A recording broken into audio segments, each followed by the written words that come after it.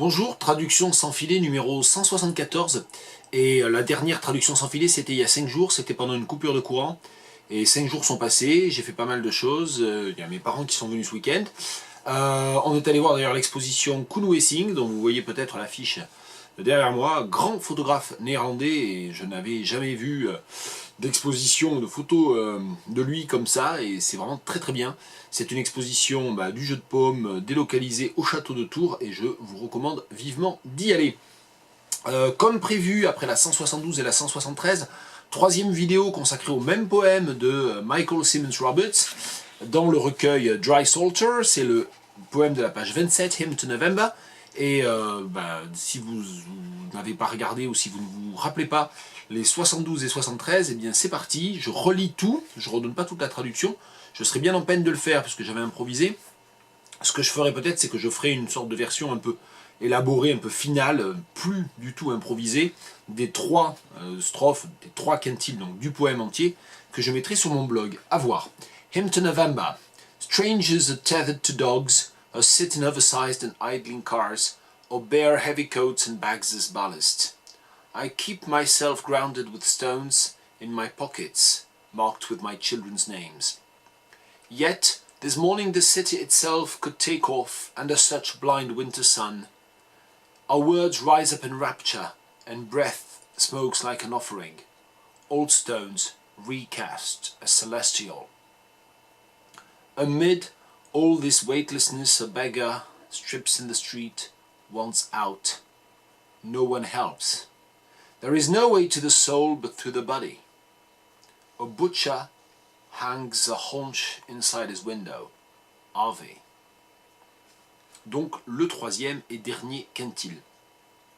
Amid all this weightlessness, alors littéralement au milieu de toute cette apesanteur, donc je vais garder ça pour l'instant, au milieu de toute cette apesanteur, c'est cette légèreté, quoi, c'est cette idée-là, cette labilité, c'est cette idée que tout est, cette évanescence peut-être, parmi toute cette évanescence ou parmi toute cette apesanteur, ça sonne un peu curieux ici. A beggar strips in the street, un mendiant se déshabille au milieu de la rue. Peut-être du coup que amid all this weightlessness, si ensuite je traduis in the street par au milieu d'eux, je vais pas, parce que c'est vrai qu'en français on ne dit pas sur la rue, dans la rue, etc. Enfin, dans la rue c'est trop vague, c'est on the street, en fait in the street c'est vraiment au milieu de la rue. Donc du coup je vais pas traduire amid par au milieu, peut-être contrastant avec, peut-être. Ouais. A beggar strips in the street wants out. Et ça c'est vraiment une des grosses difficultés de cette strophe. Wants out, ça veut dire on veut absolument sortir, c'est ça. Et donc du coup il veut sortir de lui-même en fait, veut s'arracher à lui-même peut-être ça. Un mendiant se déshabille au milieu de la rue, veut s'arracher à lui-même, veut sortir de son corps peut-être, qui est plus finalement brutal et qui est plus juste en fait, plus bref aussi. Veut sortir de son corps. No one helps, personne ne l'aide. Personne ne vient à son secours, peut-être, on va finir par avoir un vers vraiment beaucoup trop long. There is no way to the soul but through the body. Il n'y a d'autre accès à l'âme, peut-être, il n'y a pas de chemin à l'âme si ce n'est à travers, ça va pas aller. Il n'y a d'autre accès à l'âme qu'au moyen du corps. A butcher hangs a haunch inside his window of it. Alors haunch, je sens qu'on l'emploie toujours avec haunch of venison, je sais pas, c'est un cuisseau, mais on dit toujours un cuisseau, il me semble qu'en français on dit toujours un cuisseau de chevreuil, un cuisseau de quelque chose. Il y a la fameuse dictée de Mérimée dans laquelle je crois il y a cuisseau EAU et cuisseau OT, il y en a un c'est le chevreuil et l'autre c'est je sais pas quoi. Peu importe. A butcher hangs a haunch inside his window.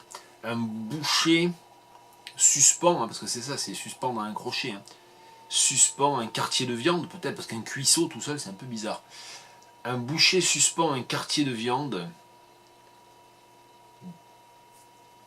dans sa vitrine un boucher peut-être. Dans sa vitrine un boucher suspend un quartier à un crochet. Alors on garderait à ce moment-là l'implicite de haunch, c'est-à-dire qu'on dit un quartier, on comprend que c'est un quartier de viande, ou un cuisseau, et on comprend que c'est un cuisseau de chevreuil. mais du coup on ne préciserait pas ça. Ave, et là je n'ai pas à le traduire, Ave. Voilà. Donc évidemment ça se termine, le poème se termine par ce Ave que je ne suis pas trop sûr de comprendre, ou même plus exactement, donc je suis sûr qu'il m'échappe. Bon, il m'échappe, mais à traduire, pas de difficulté.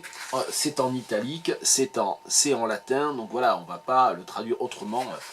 Ave.